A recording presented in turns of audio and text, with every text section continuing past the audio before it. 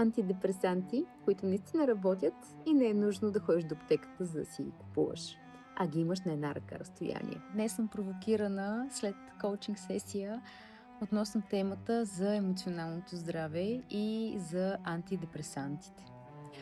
Забелязваш ли, че има хора, които са винаги в добро настроение, те се чувстват леки, винаги са в хармония, каквото и да се случва, намират бързо баланс. Ако познаваш такива хора, може да се допиташ и до тях дали използват същите лекарства, които аз сега тук ще ти спомена, които аз лично честичко използвам, за да се чувствам наистина в добро настроение и да имам хубава енергия за себе си и която да разпръсквам навсякъде. На първо място, доста е вероятно тези хора, за които ти говоря, да имат качествен сън. И под качествен сън не разбирай само това наистина да спят дълбоко, а да си лягат в точно определено време и да спазват един циркаден ритъм. Какво означава това? Това означава, че просто когато решиш, че искаш най-накрая да ваниш и да се наспиш, не да стоиш до 2 часа и да циклиш на телефона, а да си легнеш по-рано. Аз в случая последните няколко години се старая винаги да лягам в диапазон на 10, 10 и половина вечерта, за да мога да имам качествено време в сън. Има доста проучвания по тази тема, които можеш да проследиш. Следващото нещо, което тези хора правят, е хидратация. Тази хидратация, за която навсякъде се говори.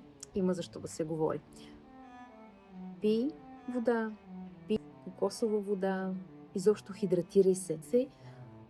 Тук бих добавила, хидратирай се правилно. Не се наливай просто с вода, наблюдавай кога и как я консумираш.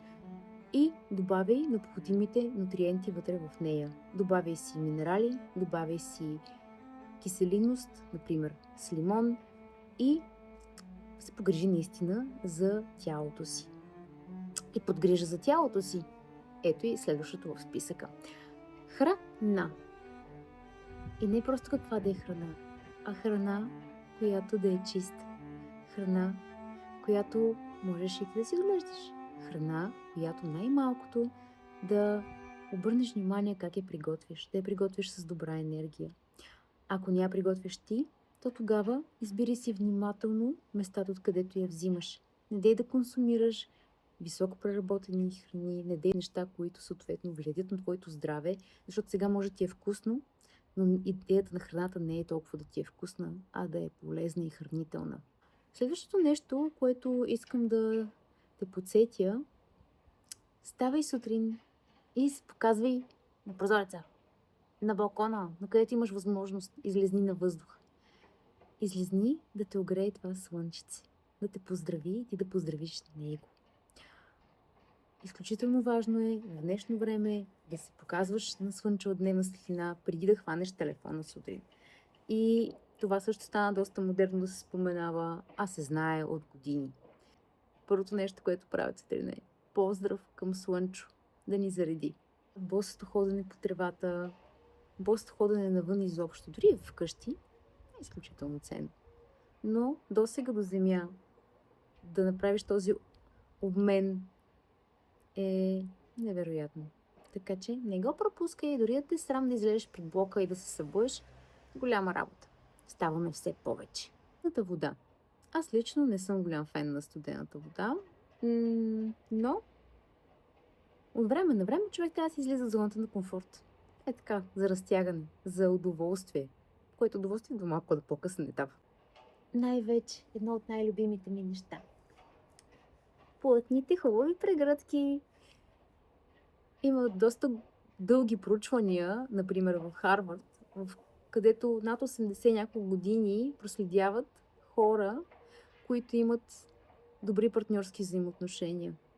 И вече е доказано, че от тези хора, по-голямата част от тях, които имат качествени взаимоотношения с партньора до себе си, живеят по-дълго.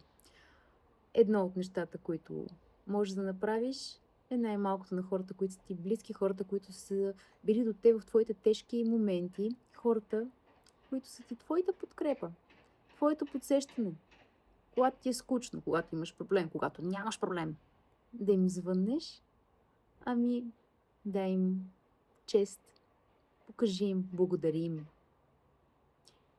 Това ще удължи твоя живот, не само техния. И кога се смя за последно? Кога се смя от сърце? Кога се смя в захлас? Ето това е изключително важно. Защото това променя твоята епигенетика. И особено ако си жена и искаш да даваш на хората около себе си повече от тази женска енергия, от тази грижа, любов, от нашето творчество вътрешно. Смей се. Прави неща, които да те карат да се чувстваш щастлива. Прави неща, които да пълнят с радост сърцето. И това, повярвай ми, ще се разпръсква навсякъде. Мили хора, малък кратък списък с тези мънички, перфектни лекарства, които дават по-добър живот. Прекрасен ден!